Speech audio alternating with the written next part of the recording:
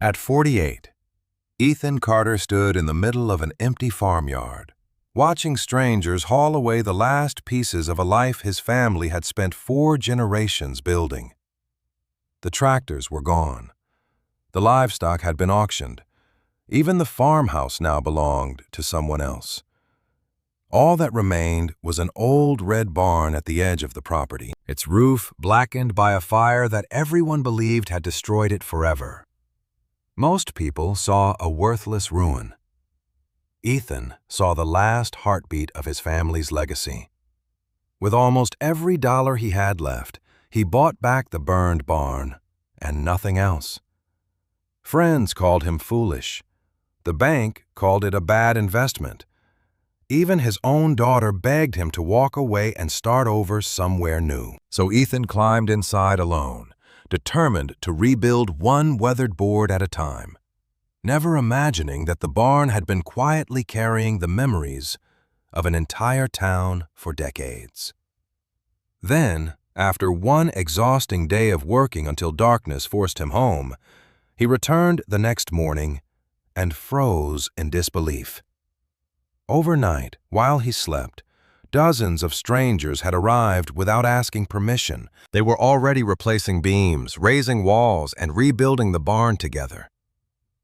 No one had called them. No one had organized them. Why would an entire town show up to save one broken farmer and one burned barn? The answer had been hidden inside that old building for more than 50 years, and it would change everything Ethan believed he had lost. Before we begin, let us know where you're watching from, and if stories about second chances and small-town kindness mean something to you. Don't forget to subscribe. Now, let's go back to the day Ethan believed his family's story had come to an end. The auction ended with the quiet strike of a wooden gavel. But to Ethan Carter, it sounded like the closing of a door that had stood open for 4 generations. At 48, he remained seated on the last folding chair inside the county sale barn long after everyone else had begun leaving. Buyers folded paperwork into briefcases, shook hands, and walked outside discussing equipment they had just purchased. Ethan watched them through the dusty windows without moving. His family's tractors, grain wagons, hay balers, and tools now belonged to people who had never worked a single sunrise on Carter land. Even the farmhouse where he had grown up had been sold before lunch. Years of drought had reduced harvest after harvest until the farm could no longer support itself. Medical bills from caring for his father during his final illness had consumed what little savings remained. Ethan had borrowed against equipment, then against land, always believing one better season would allow him to recover. It never came. When his father died 2 years earlier, the debts remained. The farm did not.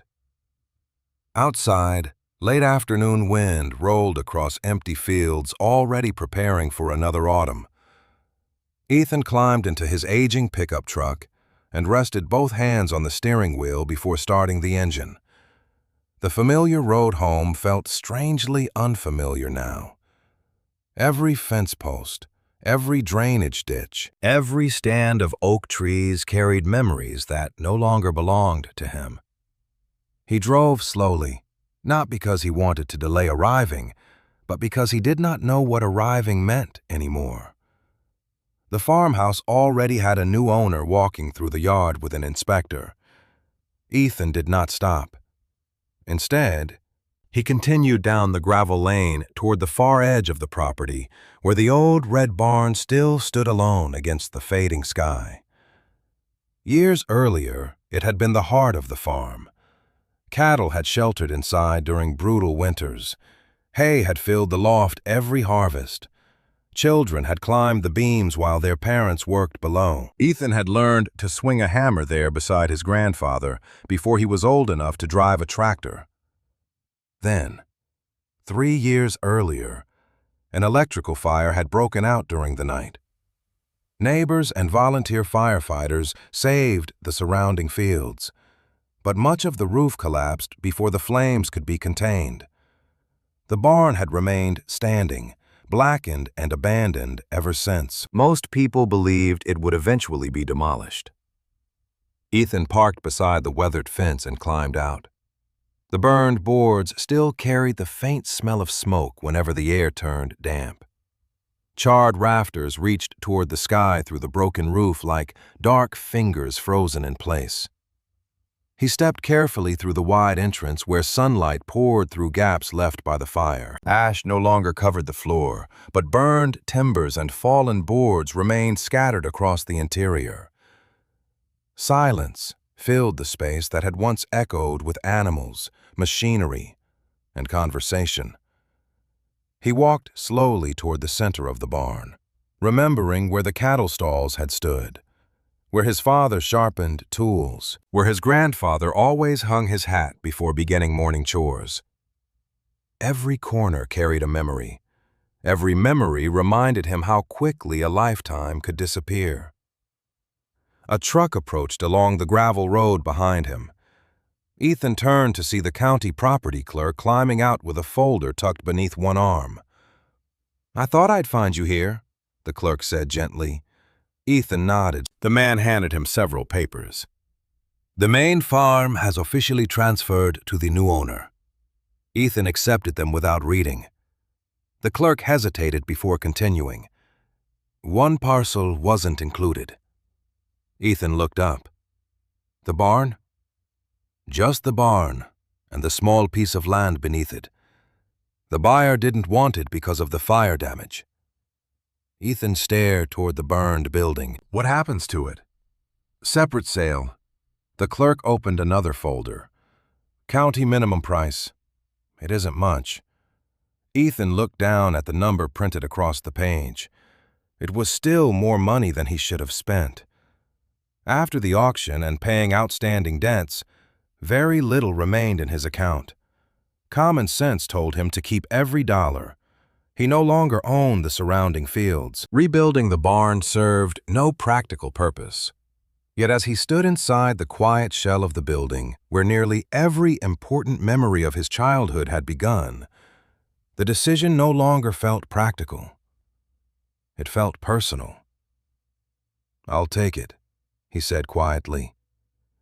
The clerk studied him for a moment. "You understand you'll only own the barn and the small lot around it?" "I understand. The damage is extensive." Ethan nodded once. "I know." The paperwork took only a few minutes. By sunset, Ethan Carter no longer owned the Carter family farm. He owned a burned barn, standing alone on a narrow piece of ground surrounded by land belonging to someone else. It was all he had managed to save. Over the next 2 days, he packed the few belongings still remaining to him. Most furniture had been included in the property sale. He kept only clothes, family photographs, a toolbox that had belonged to his grandfather, several hand tools overlooked during the auction, and a small wooden box containing old family documents. With nowhere else to go, he rented an aging travel trailer from a neighboring farmer willing to place it on a small, unused lot less than half a mile from the barn. The trailer was cramped, but dry. A narrow bed filled one end. A tiny kitchen occupied the other. Looking out the single front window, Ethan could just see the black outline of the barn beyond a row of maple trees. Each morning he walked there carrying work gloves, a shovel, and the old hammer his grandfather had once used. He began with the simplest task, clearing debris. Burned boards went into neat piles. Twisted metal roofing was stacked beside the entrance. Bricks that remained usable were cleaned and set aside. Progress came slowly because he worked alone, stopping often to catch his breath beneath the warm afternoon sun. On the third day, he paused to study the interior more carefully. From outside, the damage had always appeared complete. Inside, however, he noticed something different. Several heavy support beams remained surprisingly solid despite the fire. Large sections of the stone foundation showed almost no damage at all. Even part of the hayloft still rested securely above the main floor. The barn had suffered terribly, but it had not been destroyed. That realization gave him enough hope to keep working. Late that afternoon, after hauling away another load of burned lumber, Ethan carried a ladder toward the rear wall where the loft stairs had once connected to the upper level. Much of the staircase had collapsed, but enough remained for him to climb carefully onto the surviving platform. Dust covered everything. Burned rafters stretched overhead. Then he stopped. At the far end of the loft, beyond the fire-blackened beams, one heavy wooden door still stood closed. Unlike the surrounding walls, it showed remarkably little damage. Its old iron lock remained fastened exactly as someone had left it years before. Ethan stared at the untouched loft door, wondering why the fire had spared it when so much else had been lost. The old iron lock looked almost untouched, despite the fire that had scarred everything around it. Ethan brushed away years of dust with the sleeve of his work shirt and ran his fingers across the metal. Rust had formed around the edges, but the lock itself remained firmly attached. He searched his toolbox for several old keys that had belonged to his father, though he doubted any would fit. One by one, he tried them without success. Finally, remembering how many old farm doors relied on simple hardware, he slipped a flat screwdriver beneath the latch and applied gentle pressure. The metal resisted for a moment before giving way with a sharp click. The sound echoed softly through the empty barn. Ethan hesitated before pulling the heavy door open. Cool, dry air drifted from the small loft room. Unlike the rest of the barn, the space had escaped most of the fire. Thick plank walls had protected the interior, and the roof above remained intact. Dust covered every surface, but little appeared damaged. Sunlight filtered through one narrow window, revealing shelves that lined the walls from floor to ceiling. Wooden crates stood neatly stacked in one corner. A sturdy workbench occupied another. Nothing looked abandoned in haste. It looked carefully closed, as though someone had expected the room to remain undisturbed for many years. Ethan stepped inside slowly. On the workbench rested several familiar hand tools. He immediately recognized the worn wooden handles. One hammer had belonged to his grandfather. A broad hand plane carried his father's initials burned into the side decades earlier. There were pruning shears, measuring rules, augers, and chisels arranged exactly where someone had left them after the last day of work. Ethan smiled faintly as he picked up the old hand plane. He remembered watching his father smooth rough boards with it while explaining that a well-built barn deserved patience, not speed. Gently placing the tool back where he had found it, Ethan turned toward the shelves. Several weathered photograph albums rested beside thick account books tied together with faded twine. He carried the first album to the workbench and carefully opened it. Black and white photographs filled the pages. His great-grandfather stood beside the newly completed barn, surrounded by neighbors holding hammers and saws. Another picture showed children gathered around wagons piled high with fresh hay. Others captured harvest celebrations, livestock shows, and ordinary days filled with work. Ethan recognized faces from old family stories, but also many people he had never met. They smiled beside the same barn that now stood burned below him. Beneath the albums rested several thick ledgers. Unlike financial records, these books contained handwritten daily entries describing weather, planting seasons, harvest yields, repairs, and unexpected challenges. The earliest volume began decades before Ethan had been born. Each generation appeared to have continued where the previous one stopped. Different handwriting filled the pages, but the habit remained unchanged. Practical notes often gave way to brief observations about neighbors helping repair fences after storms or sharing equipment during difficult seasons. Ethan turned pages slowly, surprised by how often other families appeared throughout the journals. This was more than one farm's history. It quietly included much of the surrounding community. As afternoon light shifted across the loft, footsteps sounded below. Ethan looked over the railing and saw an elderly man standing inside the barn entrance, his weathered cap held respectfully in both hands. "Didn't mean to startle you," the man called. Ethan climbed carefully down the damaged stairs. "Can I help you?" The older man smiled warmly. "Name's Walter Briggs." Ethan recognized it immediately. Walter had been the town's carpenter for decades before retiring. His father often spoke about Walter helping build additions to barns throughout the county. Walter looked around the damaged interior with quiet sadness before turning back toward Ethan. "Heard you bought the old place back." Ethan nodded. "Just the barn." Walter smiled gently. "Sometimes that's the most important part." Ethan hesitated before mentioning the loft room. "I found something upstairs."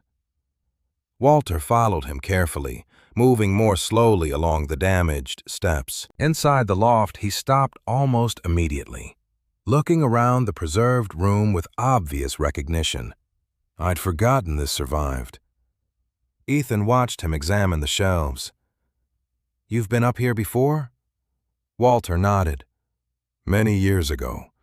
Your father asked me to repair the loft floor after a heavy winter. He told me this room was where each generation kept the farm records safe." Walter picked up one of the journals with obvious respect. "Your great-grandfather started these. Every generation added to them." Ethan looked down at the open pages. "I never knew." Walter smiled sadly. "Most children don't notice these things until they're older." Together, they spent the next hour carefully sorting the materials without moving them far from their original places. Walter explained the purpose of several unfamiliar tools, while Ethan matched old photographs to names written beneath them. More journals appeared inside the wooden crates, each continuing the family's written record through another season, another generation, another difficult year. Near the back of one shelf, Ethan discovered a folded envelope tucked between two account books. Its paper had yellowed with age, but remained neatly sealed. No name appeared on the outside. Only a short, handwritten sentence rested across the front. Ethan opened it carefully. Inside lay a single sheet of paper covered in familiar handwriting. He read the words aloud. "If this barn still stands, it's because people once stood together." Walter remained silent for several moments before nodding slowly. "That sounds like your grandfather." Ethan turned the paper over, expecting another message, but the reverse side was blank. The sentence seemed simple, yet after spending the afternoon reading journals filled with neighbors working side by side through difficult seasons, it carried unexpected weight. Walter rested one hand against the old workbench. "Your family always believed a farm wasn't built by one pair of hands." Ethan looked around the preserved room once more. The fire had taken much, but it had spared the stories, the tools, and the quiet record of people helping one another through ordinary years. Down below, the barn remained broken. The roof still needed rebuilding. Burned beams still littered the floor. The work ahead would be difficult, expensive, and painfully slow. Common sense still suggested walking away, yet standing inside the loft, surrounded by generations of careful record-keeping, Ethan realized he no longer wanted to save the barn simply because it had belonged to his family. He wanted to save it because it represented something larger than he had understood before. He folded the handwritten note carefully and slipped it back into its envelope before placing it beside the journals, exactly where he had found it. Looking across the quiet loft, Ethan made a decision without speaking it aloud. No matter how long it took, he would rebuild the old barn. The days settled into a steady rhythm that Ethan had not felt in years. Every morning he left the small travel trailer carrying a thermos of coffee, his grandfather's toolbox, and one of the journals from the loft. He spent the first hours clearing debris from the barn floor before stopping to read a few pages during lunch. The work remained slow. Burned timbers had to be cut apart carefully before they could be removed. Loose stones from the foundation needed to be stacked instead of discarded. Any beam that showed signs of surviving the fire was inspected twice before Ethan decided whether it could still be saved. The barn no longer felt like a ruin waiting to be demolished. It felt like a patient waiting to recover. One afternoon, after hauling another pile of damaged lumber outside, Ethan carried a journal to the shade beneath an old maple tree standing beside the barn. He opened a volume written by his grandfather during one particularly harsh winter decades earlier. Most entries described weather, livestock, and ordinary farm work. Then the tone changed. A blizzard had buried roads throughout the county, leaving several neighboring farms unable to reach town for supplies. Instead of writing only about his own family struggles, his grandfather recorded something else. Moved half the hay from the upper loft into neighboring wagons today. Better to feed every herd than save only our own. Ethan paused over the sentence. There was no pride in the words. No attempt to sound generous. It had simply been another day's work worth remembering. Turning another page, he found another entry from several years later. Heavy rains had flooded nearby pasture land, forcing one family to move their cattle overnight. The journal described opening the barn before dawn so the animals would have shelter until the fields dried. The next day's entry returned immediately to planting schedules and equipment repairs, treating the event as something entirely ordinary. Ethan slowly realized the journals rarely celebrated success. They simply documented neighbors helping neighbors whenever difficult seasons arrived. Later that evening, Walter Briggs stopped by, carrying 2 old carpenter's squares and a bundle of weathered blueprints rolled inside a leather tube. "Thought these might help," he said as they climbed into the loft together. Ethan spread the blueprints across the old workbench. They showed measurements from repairs completed many years earlier. Walter pointed toward several heavy beams supporting the remaining roof. "Your grandfather insisted these be oversized when we reinforced the loft. Cost more at the time." He smiled faintly. Looks like he was right. Ethan glanced toward the surviving timbers. "They're one reason the loft survived the fire." Walter nodded. He always built for the next generation, not just himself. Before leaving, Walter noticed the journal lying open on the bench. He quietly read the entry about sharing hay during the blizzard. "I remember that winter," he said. "Your family wasn't the only one giving. Nearly every farmer who had enough shared with somebody." Ethan looked back at the page. "The journal only mentions what Grandpa did." Walter shook his head gently. "That's because he was writing his own story. Everybody else had one too." The thought stayed with Ethan through the following morning as he continued reading.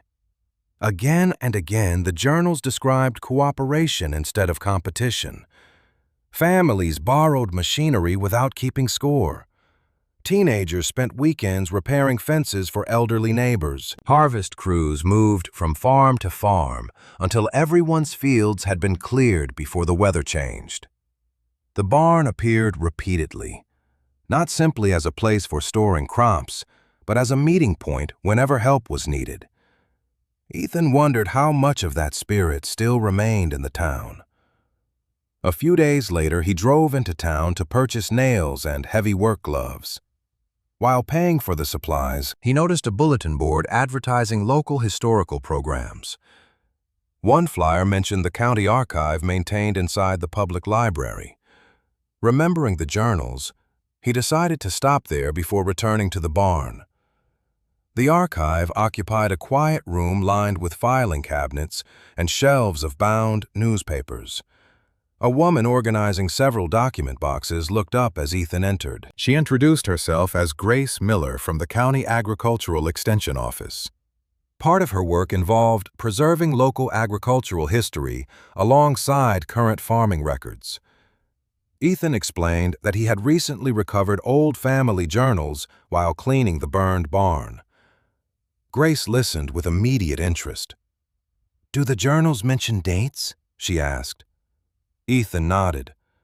"Mostly weather, harvests, repairs, and neighbors helping each other." Grace smiled. "Let's see if any of those events appear in the newspaper archives." Together they searched through old editions preserved on microfilm. It did not take long before the first match appeared. A newspaper from decades earlier reported severe winter storms affecting farms throughout the county. The article briefly mentioned local volunteers delivering hay to stranded livestock. Ethan opened his grandfather's journal beside it. The dates matched perfectly. The newspaper described the emergency in a few paragraphs. The journal recorded names, conversations, and the quiet decision to open the barn before sunrise so wagons could be loaded. Grace looked from one document to the other. "The newspaper tells us what happened." She smiled toward Ethan. "The journal tells us how people lived through it." They continued searching. Another article confirmed flooding that damaged nearby farms. Once again, the journal expanded the story, describing neighbors arriving before daylight with horses and wagons to move livestock into the barn. Every newspaper report established the facts. Every journal preserved the people behind them. Ethan left the archive carrying copies of several articles Grace had printed for him. Back at the barn, he placed the newspaper pages beside the journals in the loft. For the first time, he saw the collection not simply as family history, but as part of the town's history as well. Several afternoons later, Grace drove out to see the barn for herself. Walter happened to be visiting, repairing a damaged railing along the loft stairs. Together, the three of them carefully examined the journals, comparing dates with the newspaper copies. Grace organized the materials into neat piles, while Walter occasionally recognized familiar family names. "These stories deserve to be kept together," Grace said quietly. Ethan nodded. "I think that's why they were stored up here." Before leaving, Grace noticed one photograph tucked loosely inside the back of a journal. She carefully removed it and brushed away the dust. The faded black and white image showed the interior of the barn many decades earlier. Every inch of the floor was crowded with people: farmers, children, mothers holding blankets, volunteers carrying baskets, and neighbors standing shoulder to shoulder beneath the same timber beams that still survived above them. Through the open doorway, broken trees and storm debris were visible across the farmyard. Grace turned the photograph over. A handwritten note on the back identified the date shortly after one of the county's worst windstorms. Ethan stared at the crowded barn, realizing that long before it became his family's responsibility, it had already become something much larger for the entire community. The photograph from the windstorm remained on Ethan's workbench for several days, protected beneath a clean sheet of glass Grace had brought from the county archive. Each time Ethan climbed into the loft, he found himself studying the crowded faces inside the old barn. Some people looked frightened, others appeared exhausted. Yet no one stood alone. Families shared blankets, farmers carried baskets, and children slept against stacked hay while adults worked around them. Grace suggested they speak with older residents who might recognize the people or remember the storm. Ethan resisted at first. He had never enjoyed asking others about his family, especially now that he had lost nearly everything connected to it. Still, the journals and photographs had already proven that the barn's story belonged to more than the Carters. The following morning, he and Grace visited a retired schoolteacher named Margaret Ellis, whose family had lived nearby for generations. Margaret studied the photograph at her kitchen table through a pair of thick glasses. After several moments, she pointed toward a young woman holding a sleeping child near the barn wall. "That was my mother," she said softly. She explained that the windstorm had torn the roof from their farmhouse and scattered debris across the road. Ethan's grandfather had opened the barn before the storm had even passed. Families sheltered there for 2 nights while neighbors cleared fallen trees and repaired damaged homes. "Your grandfather never called it charity," Margaret said. "He said empty space was useless when people needed somewhere safe." Ethan looked down at the photograph again. He had heard many stories about his grandfather's stubbornness and skill, but rarely about his generosity. Their next visit took them to an elderly former dairyman who remembered bringing 6 cows to the Carter barn after flooding destroyed his lower pasture. Another resident recalled winter food drives organized there when roads became impassable. Each story matched an entry in the journals or a brief notice in the newspapers. The barn had repeatedly served as shelter, storage, and meeting place whenever the town faced hardship. Walter joined them one afternoon beneath the surviving hayloft where Ethan had begun clearing smoke-damaged boards from the walls. When Grace mentioned the community gatherings, Walter smiled. "You should have seen the harvest suppers." He described long wooden tables running the full length of the barn floor. Families brought whatever they could spare: cornbread, stewed apples, roasted vegetables, pies, jars of preserves. Musicians played near the wide doors while children raced between hay bales. The suppers were not celebrations of one farm's success. They marked the end of another season everyone had survived together. "Some years were good," Walter said. "Some were barely enough, but the doors opened either way." Ethan rested his hammer against a beam. Why did they stop? Walter looked toward the burned roof. Farms changed, families moved, people got busier. Then the fire came. He paused. Traditions disappear quietly, usually before anyone realizes they mattered. Grace spent the next week searching county disaster records. She returned to the barn with copies of official reports describing floods, blizzards, droughts, and windstorms spanning more than 40 years. The Carter barn appeared again and again. Sometimes it was listed as an emergency livestock shelter, sometimes as a supply station or volunteer gathering point.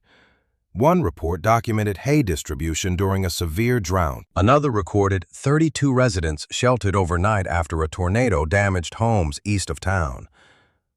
Ethan compared the dates with the journals and found matching entries every time. Official reports counted people, animals, and supplies.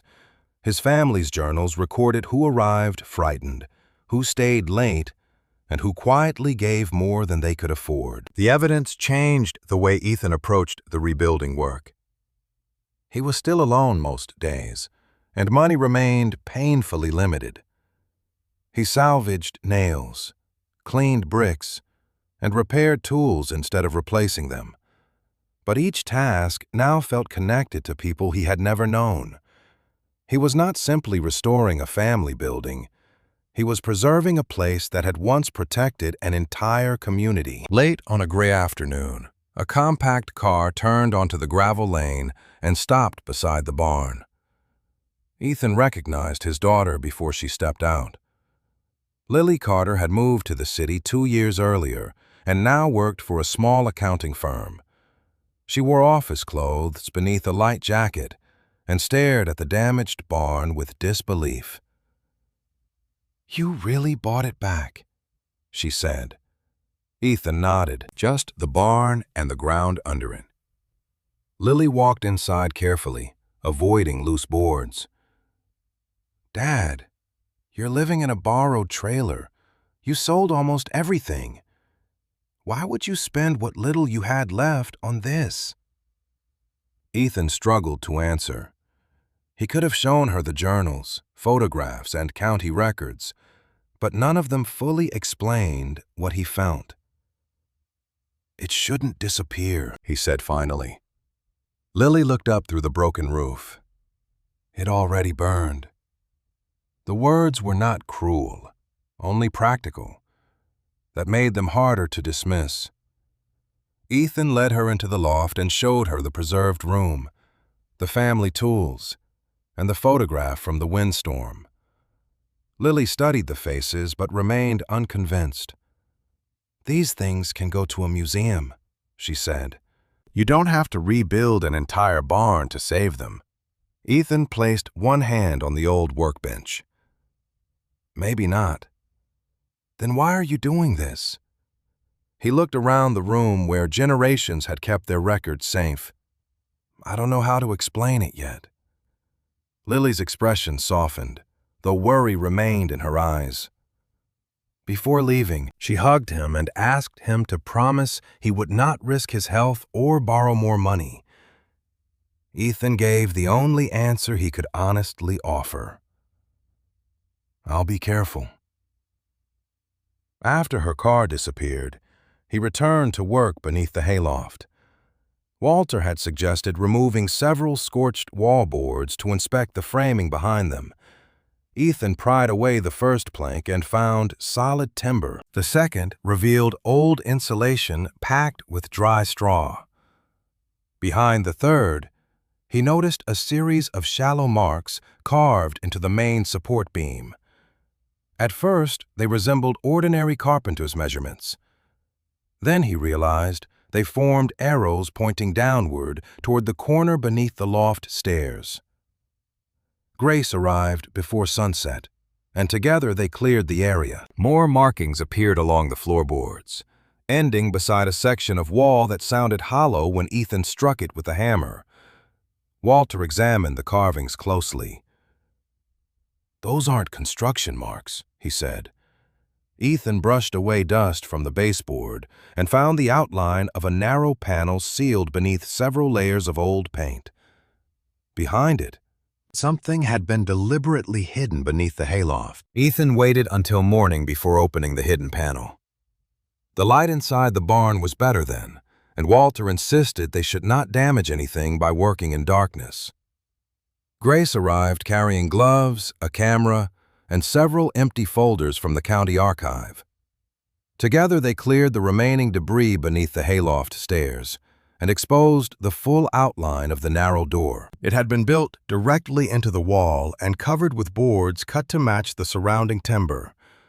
Several layers of paint had sealed the edges.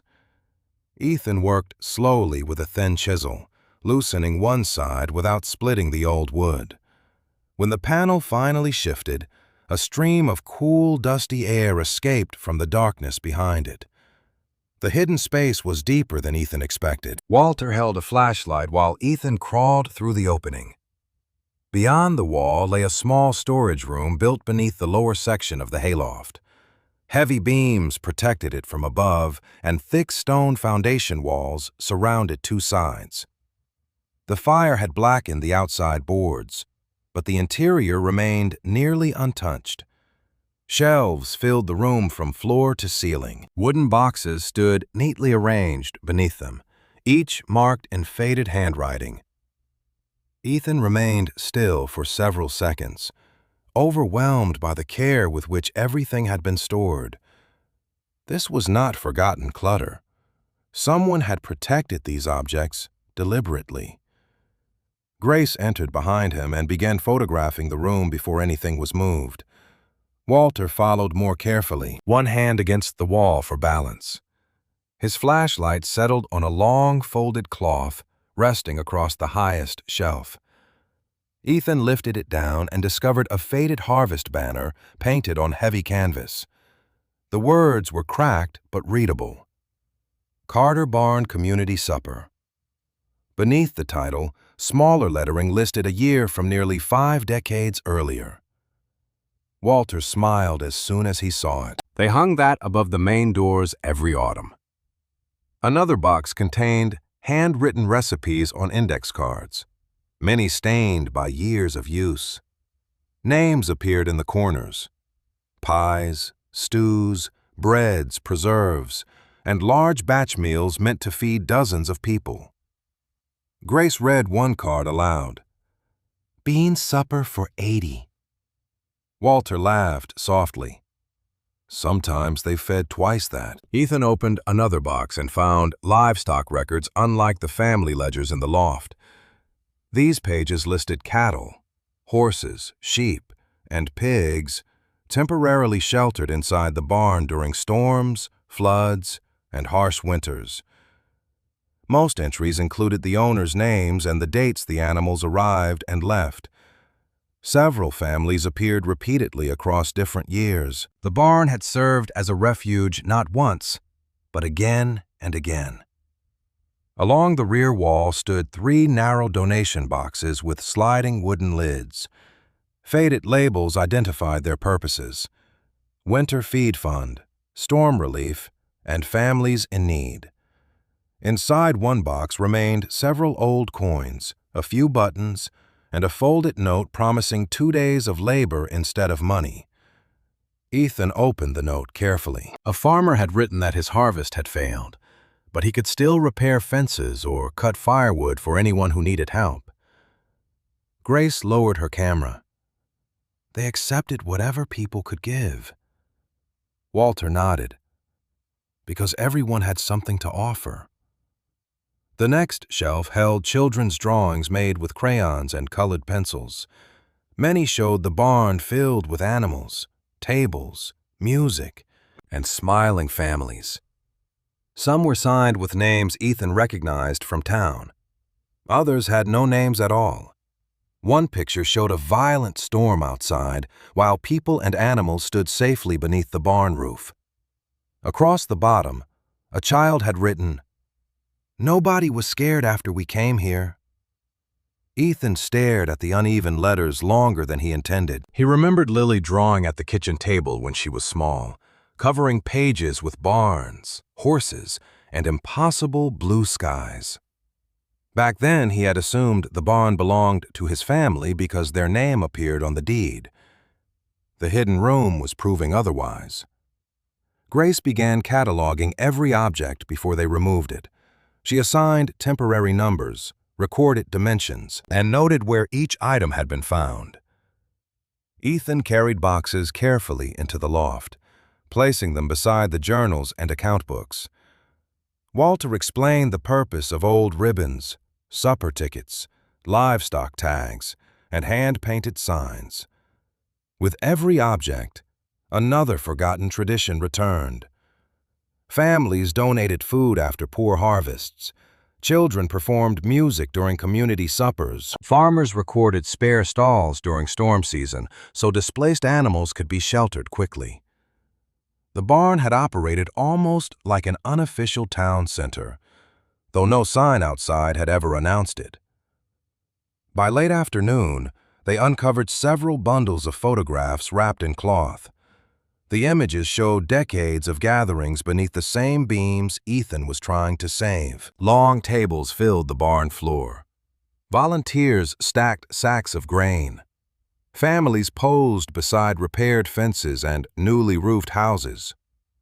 In one photograph, Ethan's grandfather stood near the doorway handing a set of keys to another farmer. On the back he had written, "Use the barn until your own is standing again." Walter read the sentence and looked toward Ethan. That was after the Eastern Ridge Fire. 3 farms lost buildings that summer. Ethan turned the photograph over once more. He never told me. People like him rarely talked about what they gave. Walter said, "They just kept the doors open." The discovery changed Ethan's plans. Until then, he had focused on making the barn structurally sound. Now he began thinking about restoration rather than simple repair. Surviving beams would remain visible, The harvest banners could hang again. The loft room and hidden storage space should be preserved as part of the building, not emptied and forgotten. Grace agreed, though she warned that every decision would require careful documentation. Ethan welcomed the extra work. For the first time since buying the burned barn, he felt certain he was not rebuilding the wrong thing. Near the end of the day, Grace reached the final box beneath the lowest shelf.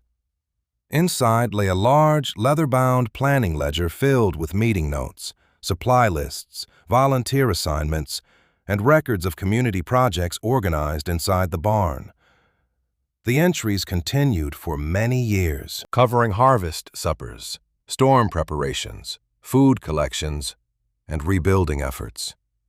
Then, without explanation, the writing stopped.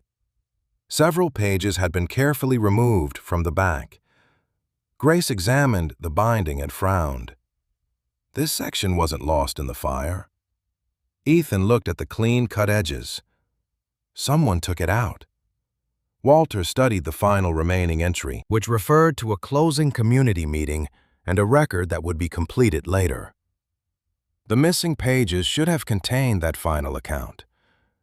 Ethan closed the ledger gently, realizing the hidden room had preserved almost everything except the last part of the barn's community story. Grace spent the next several mornings comparing the damaged planning ledger with county records, old newspaper notices, and the journals already recovered from the loft.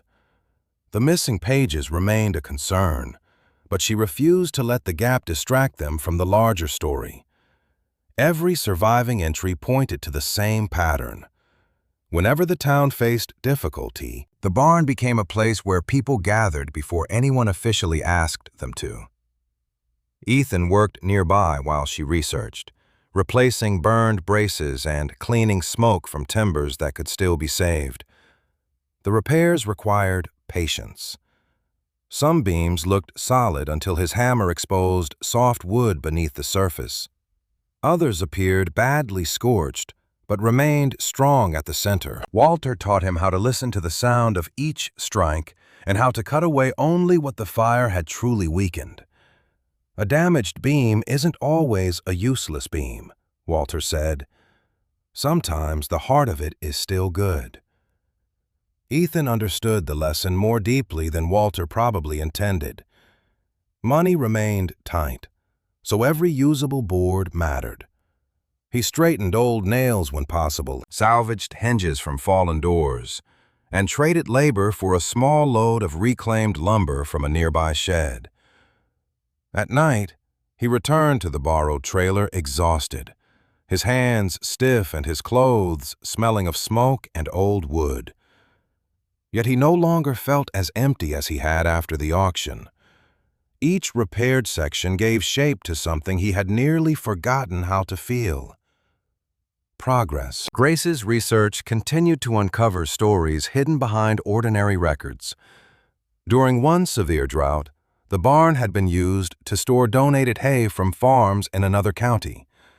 The official report listed delivery weights and distribution totals. The journals named the families who arrived before dawn to unload wagons and the women who prepared meals for drivers who had traveled through the night. Another set of records described a winter food drive organized after several farm families lost income. The barn became a collection point for flour, potatoes, canned vegetables, and firewood. No one recorded who gave the most. The notes only showed what was needed and whether it had been provided. Walter remembered some of those years. He stood beside Ethan one afternoon while they fitted a repaired brace beneath the hayloft. People had less then, he said, but they seemed quicker to share it. Ethan tightened the final bolt. Maybe because they knew what it felt like to need help. Walter nodded. That usually teaches a person faster than comfort does. A week later, Grace found a newspaper photograph showing volunteers gathered outside the barn after a tornado damaged several homes east of town. Men held roofing tools, Women carried baskets and blankets. Teenagers loaded boards onto wagons. The article credited a county relief committee, but the journals told a fuller story. The committee had formed inside the barn that same morning, after Ethan's grandfather opened the doors and told everyone to bring whatever they could spare. Ethan read the entry twice. It did not mention leadership or praise. It simply listed families needing roofs, fences, and temporary shelter, followed by names of volunteers assigned to each task. The barn had not only protected people, it had helped send them back out to rebuild one another's lives.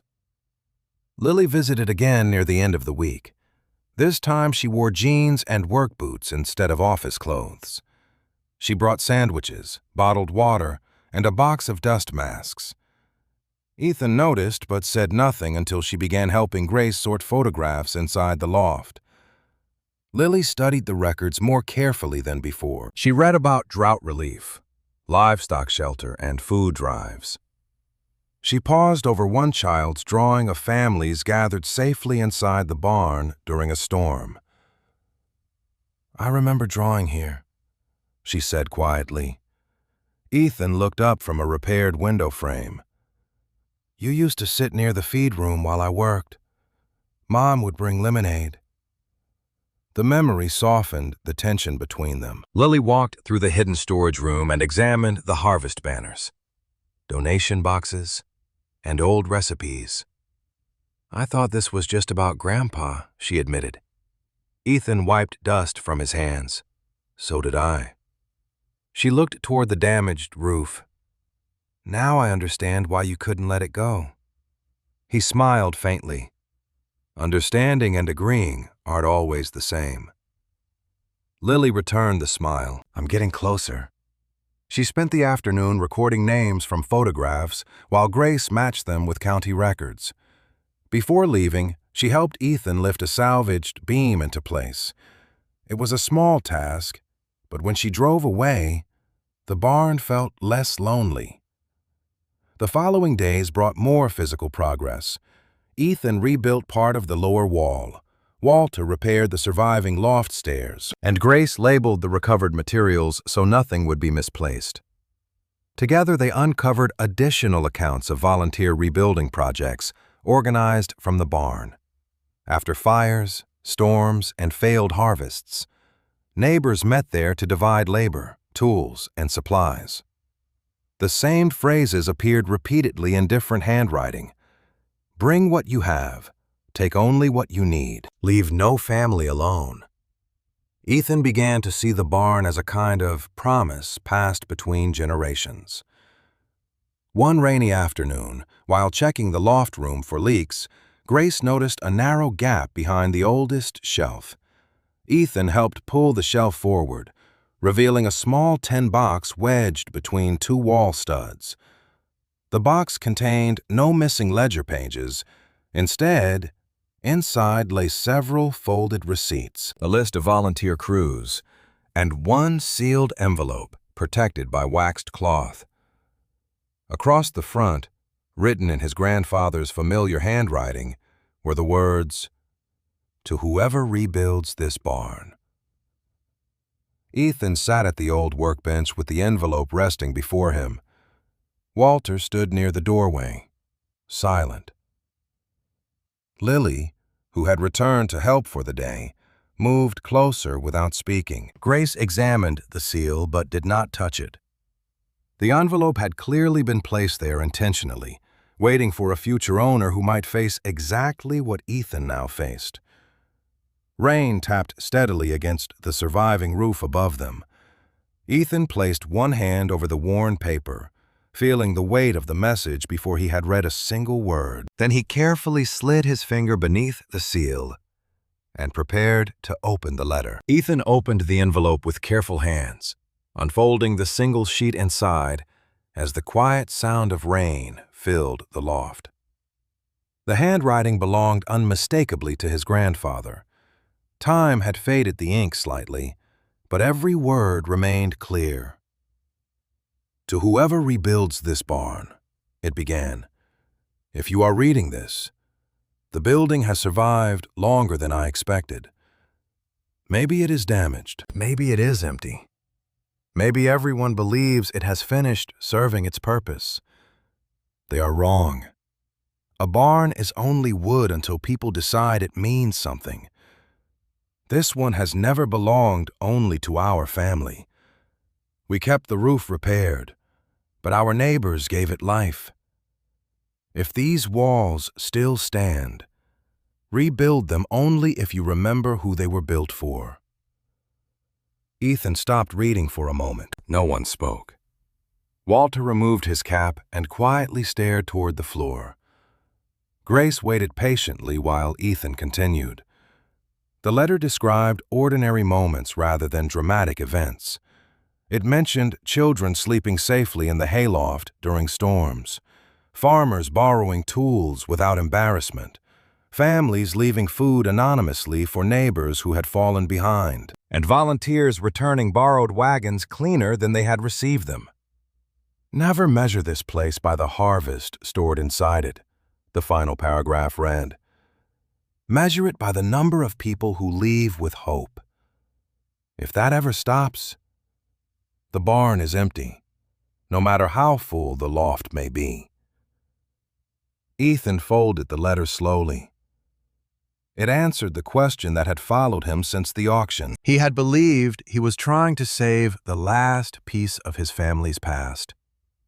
Instead, he had inherited the responsibility to protect something shared by far more people than the name Carter. Walter finally broke the silence.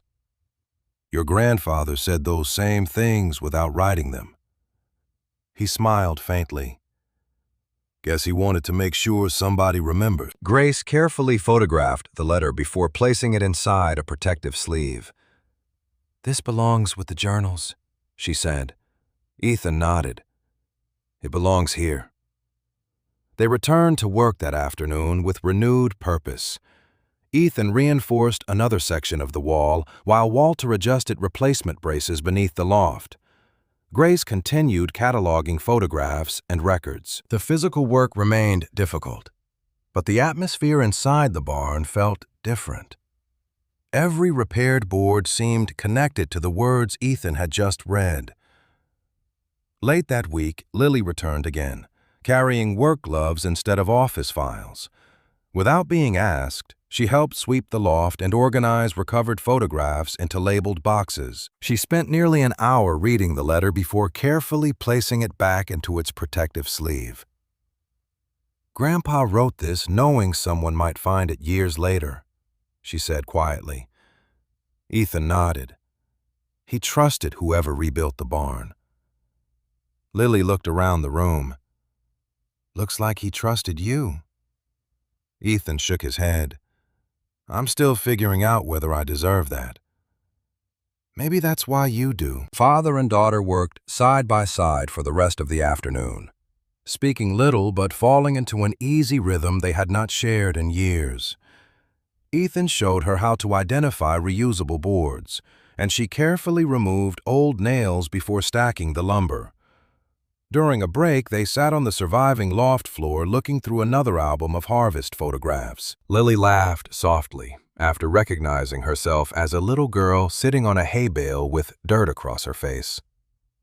I don't even remember this. You insisted on carrying apples that were bigger than your hands, Ethan said. You dropped every one. Sounds about right. The laughter faded into comfortable silence.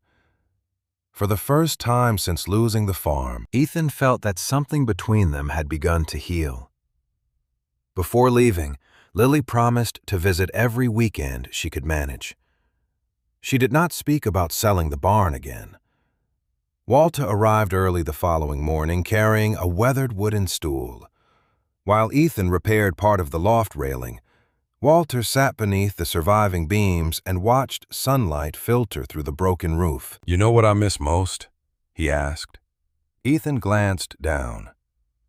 The harvest suppers. Walter smiled. Not the food, the sound. Ethan waited. Every fall, this place echoed with voices. Kids running upstairs, somebody tuning a fiddle, plates clattering, farmers arguing about weather forecasts like they always knew better. He laughed quietly. You could stand outside on the road and hear life coming through those doors. Ethan looked around the silent barn. Hard to imagine now, only because it's been quiet too long.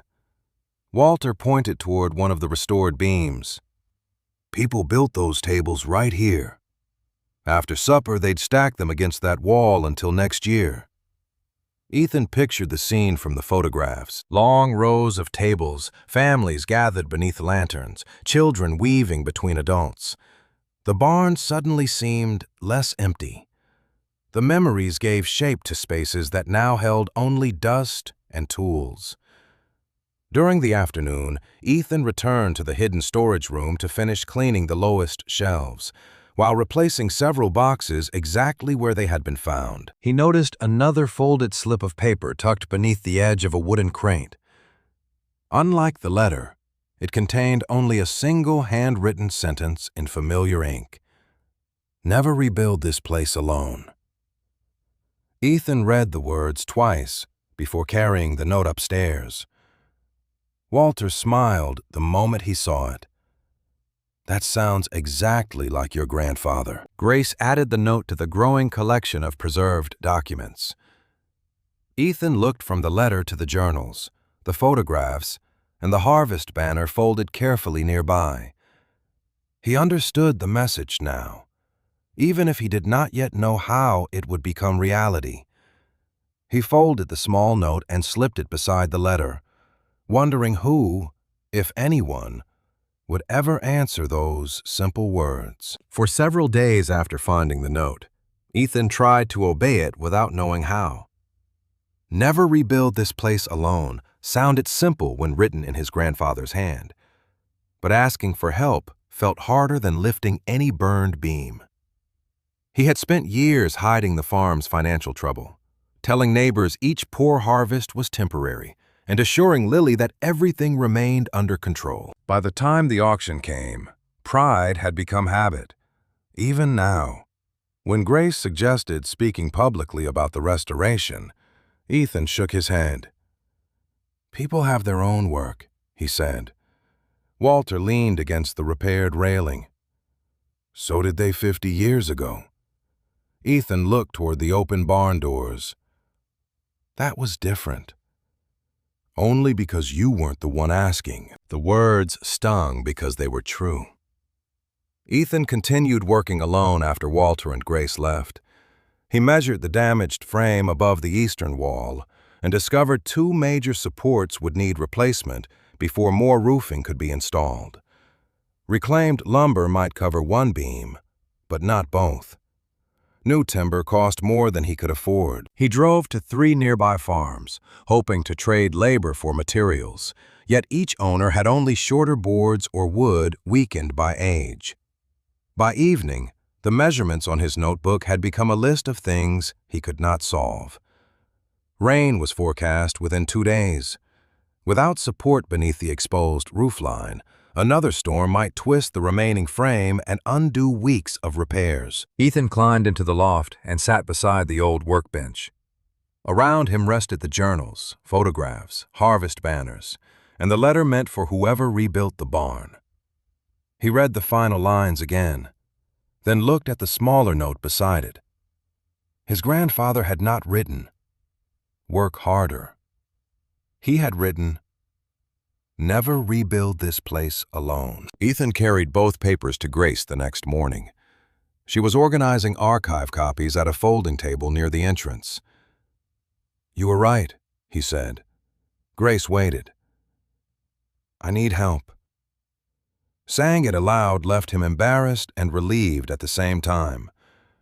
Grace did not celebrate. She simply asked, "What kind?" Ethan showed her the measurements and explained the failing supports, the approaching rain, and the cost of suitable timber. Walter arrived before noon and confirmed the problem. "We need 2 full-length beams, lifting equipment, and at least 6 strong backs," he said. More if we want it done safely. Ethan rubbed dust from his hands. I can't pay a crew. Then don't hire one, Grace said. She asked permission to share the barn story through the extension office and the library archive. Ethan agreed reluctantly, insisting she make clear that he was not asking for money. Grace photographed the damaged frame, the storm picture, the harvest banner, and the note from his grandfather. She wrote only that the barn had once sheltered local families and now needed help before the next rain. Walter carried the message to several retired tradesmen. Lily shared it with people she remembered from school and with families whose names appeared in the journals. Ethan returned to the trailer that evening expecting little. Pride told him the town had changed too much. Farms were larger, families were scattered. And most people knew the barn only as a burned structure beside someone else's fields. He lay awake listening to wind move through the maple trees. Near midnight, rain began tapping lightly against the trailer roof. Ethan dressed and walked to the barn with a flashlight. Worried the weather had arrived early, he checked the tarps, tightened 2 ropes, and placed buckets beneath new leaks. The frame groaned once above him. He stood in the darkness, feeling smaller than the work surrounding him. I'm trying, he whispered, though he did not know whether he spoke to the barn, his father, or the generations recorded upstairs. The rain stopped before dawn. Ethan slept only briefly. He woke to the distant sound of engines and assumed the new owner of the surrounding fields had begun work early. Then came the sharper noises of truck doors closing, chains shifting, and voices calling across the gravel. He pulled on his boots and stepped outside. Headlights moved through the maple trees in a slow procession. Pickup trucks, flatbed trailers, farm wagons, and 2 utility vehicles lined the lane toward the barn. Men and women climbed out carrying toolboxes, ladders, saws, thermoses, and covered dishes. Some were farmers Ethan had known all his life. Others were strangers. Walter stood near the entrance, directing a truck carrying 2 long timber beams. Grace unloaded gloves and safety equipment. Lily arrived with a box of breakfast sandwiches and tears already bright in her eyes. Ethan stopped at the edge of the lot. What is this? He asked. An older woman stepped forward. He recognized Margaret Ellis, the retired teacher who had identified her mother in the storm photograph. My family slept in this barn after the windstorm, she said. We came to repay a night we never forgot. A dairyman Ethan had interviewed raised one hand. My father's cattle survived the flood in those stalls. Another man said his grandparents had received food from the winter collection. A woman Ethan did not know held up a faded harvest supper photograph showing her family at one of the long tables. Story after story followed, each linking someone present to the barn. Some remembered shelter. Others remembered donated hay, repaired roofs, shared meals, or simply a place where no one had been ashamed to need help. The strangers were not strangers to the barn. By sunrise, work had begun. Walter divided volunteers into crews while Grace recorded donated materials. The old frame was braced from below. Damaged sections were cut away. Ropes and a tractor-mounted lift raised the first replacement beam into position as Ethan guided one end from the loft. Lily worked beside him, passing bolts and checking measurements. When the timber settled into its joints, cheers rose from the barn floor. The second beam followed before noon. Carpenters repaired braces along the eastern wall, farmers replaced warped boards, and younger volunteers cleared debris faster than Ethan had managed in weeks. Food appeared on temporary tables near the doors. No one asked who had given the most. They simply took what they needed and returned to work. By late afternoon, The barn's main frame stood square and secure for the first time since the fire. Ethan remained beneath the newly supported roofline after the tools fell quiet. Around him, tired volunteers shared coffee and stories, while sunlight crossed the restored beams. He finally understood why the town had come. They were not rebuilding his property. They were protecting the place where their families had once been protected. On the loft railing above them, Lily had fastened his grandfather's note where everyone could read it. Never rebuild this place alone. Ethan looked across the crowded barn and realized the old instruction had never been a warning. It had been a promise. The volunteers returned the next morning before Ethan had finished his first cup of coffee. Trucks filled the narrow lot again, though fewer people came than the day before. Those who arrived carried specific tools and materials: roof panels, reclaimed boards, electrical wire, paintbrushes, ladders, and boxes of hardware. Walter stood near the barn doors with a clipboard Grace had prepared, assigning work according to experience. Ethan had never seen the old building so active. Saws cut through damaged timber. Hammers echoed beneath the loft. Voices rose from every corner, calling measurements, requesting tools, and warning others before lifting heavy pieces into place. The sound Walter had missed was returning. Ethan moved constantly between crews, answering questions and helping wherever needed. He no longer tried to control every task. A retired roofer inspected the remaining structure and organized volunteers along the eastern side. 2 farmers used a lift to position metal panels across the repaired frame. Lily worked with Grace in the loft, cleaning smoke from the preserved shelves and placing the recovered documents into protective boxes. Margaret Ellis brought curtains for the narrow loft window, sewn from fabric patterned with small red barns.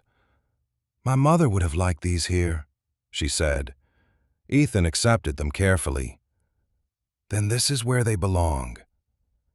By midday, the first completed section of roof cast a broad shadow across the barn floor. It was the largest area of uninterrupted shelter the building had held since the fire.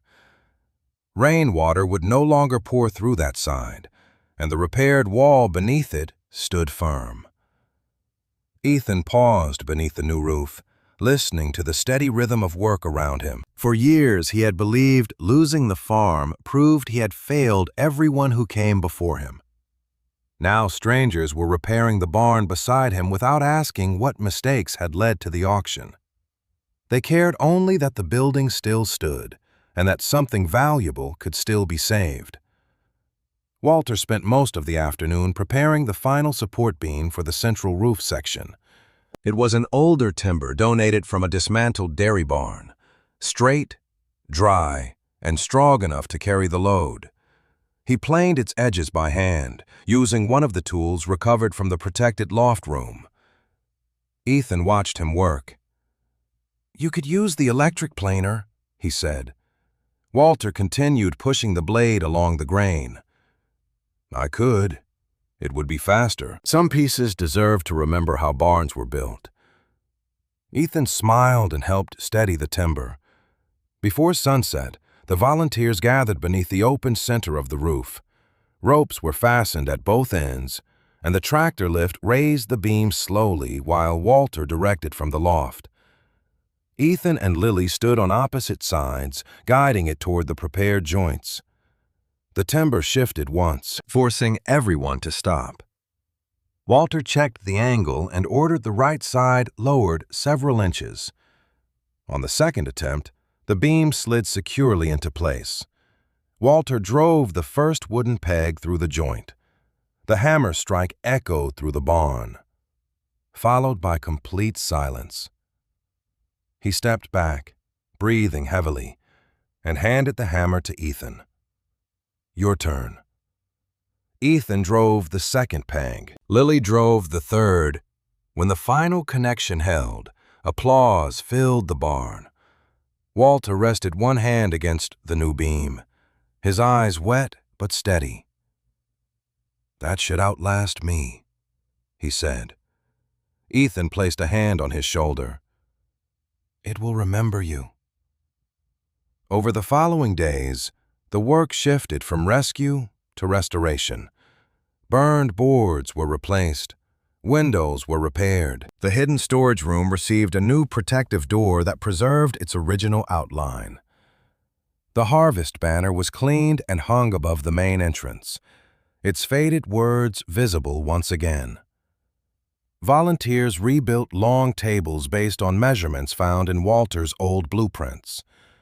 Grace arranged enlarged copies of photographs and newspaper reports along one wall, careful to protect the originals upstairs.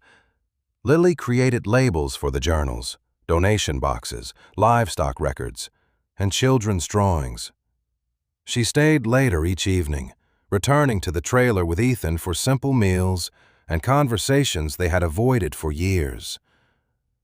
One night, she admitted she had been angry with him for hiding how serious the farm's debts had become. Ethan did not defend himself. "I thought protecting you meant keeping you from knowing," he said.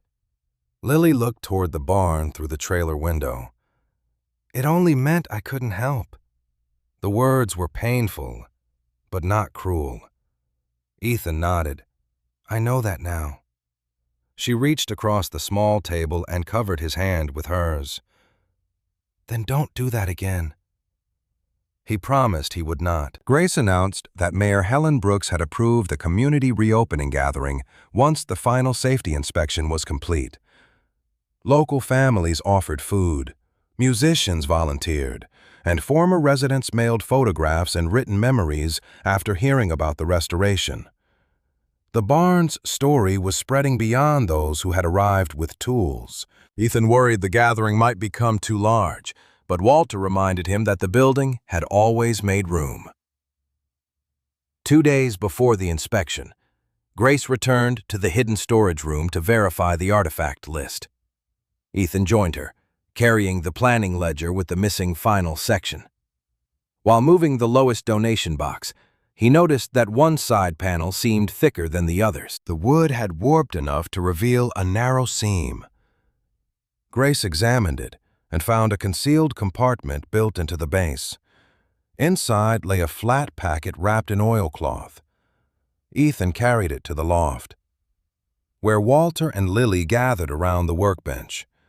The packet contained several handwritten pages, each matching the size paper and torn binding of the community ledger. Grace aligned the edges. They fit perfectly. The missing pages had not been taken from the barn. They had been hidden inside one of its old donation boxes. Ethan read the final entries aloud. They described the last community meeting held before the traditions began to fade. Attendance had grown smaller, farms were changing, and several longtime families were moving away. Yet the final writer had refused to declare the work finished. The closing line stated that the record should remain incomplete until the barn once again gathered the town beneath its roof.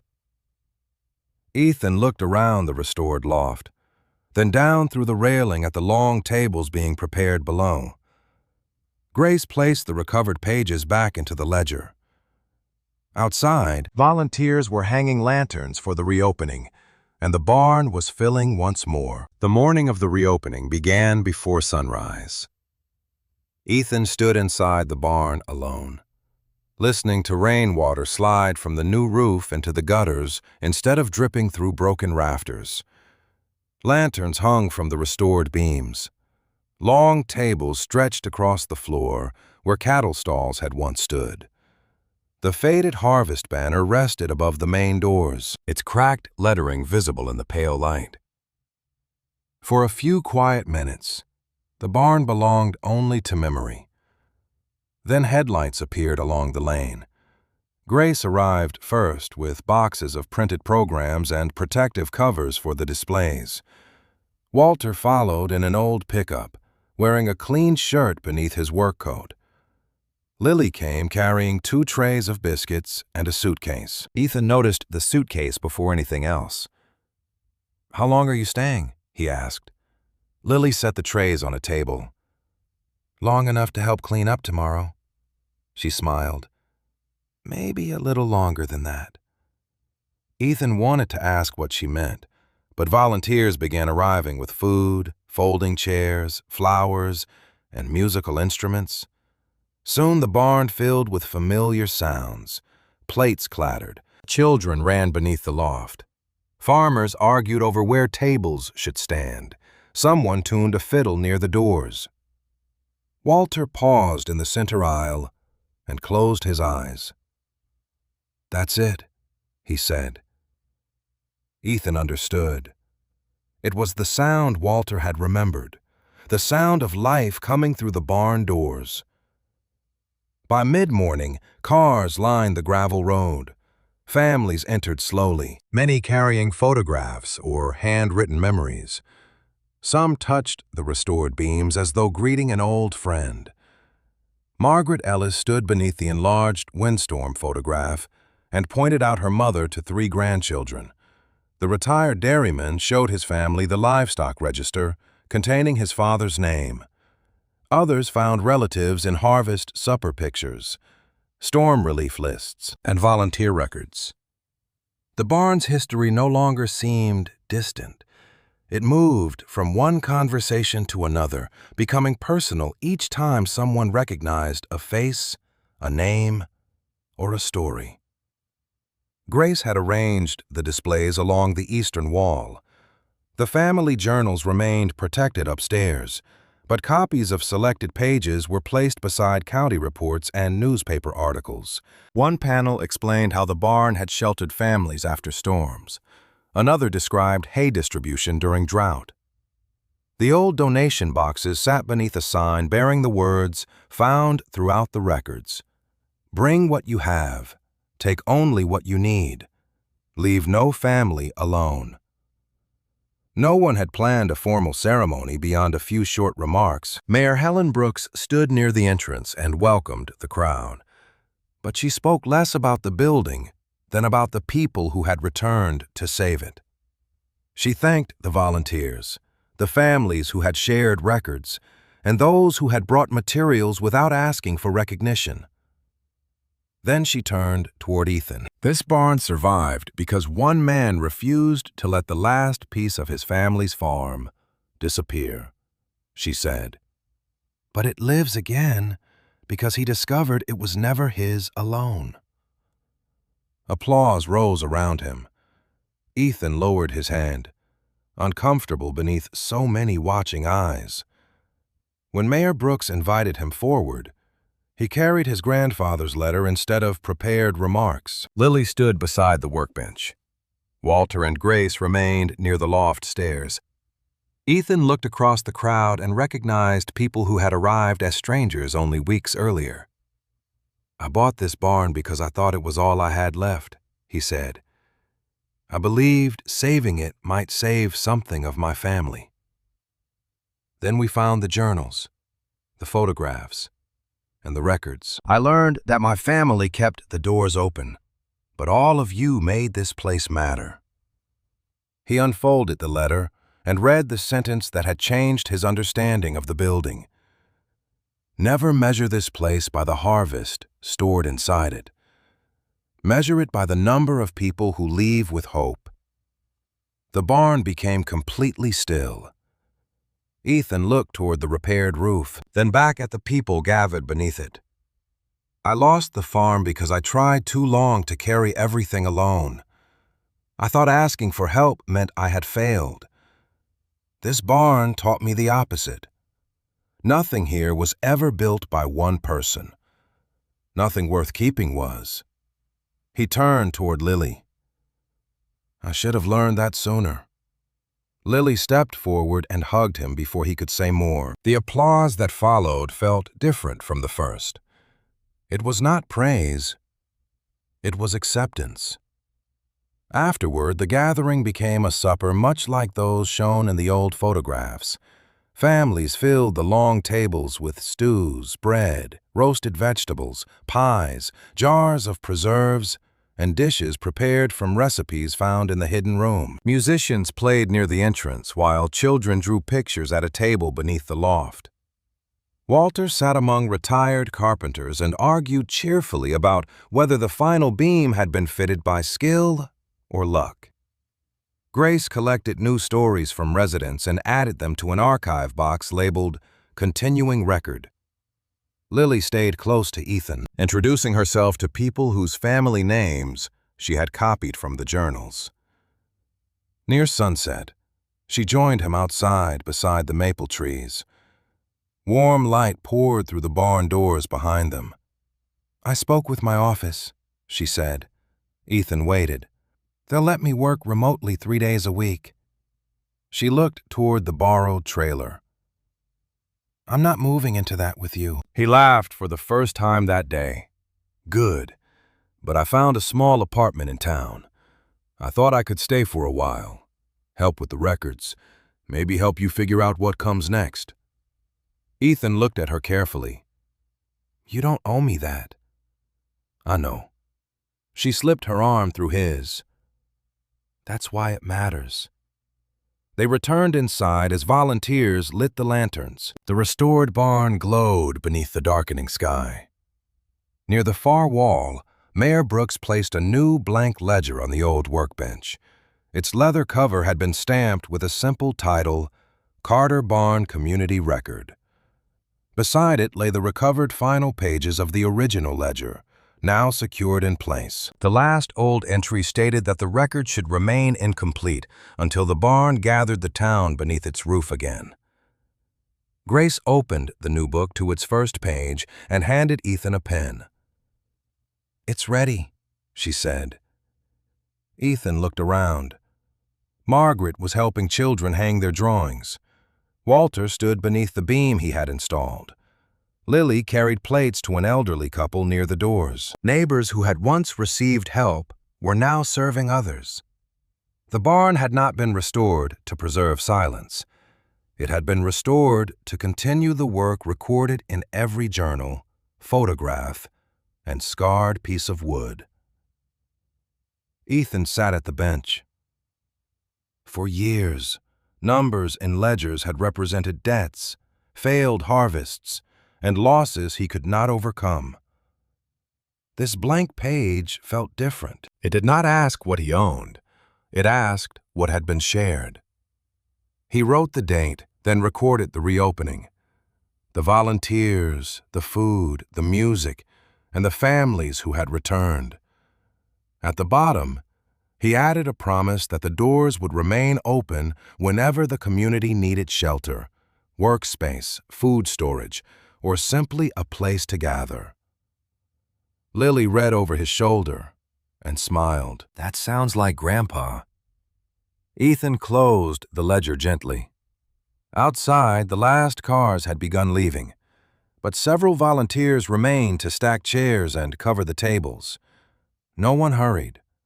The lantern swayed above them, casting warm light across old stone, new timber, and walls still marked by fire. Ethan stood in the center of the barn and understood that he had not recovered the life he lost. He had found a different one, built from the same truth his family had preserved for generations. The old barn never held our harvest. It held our neighbors. And somehow, after all these years, they came back to hold it together once again.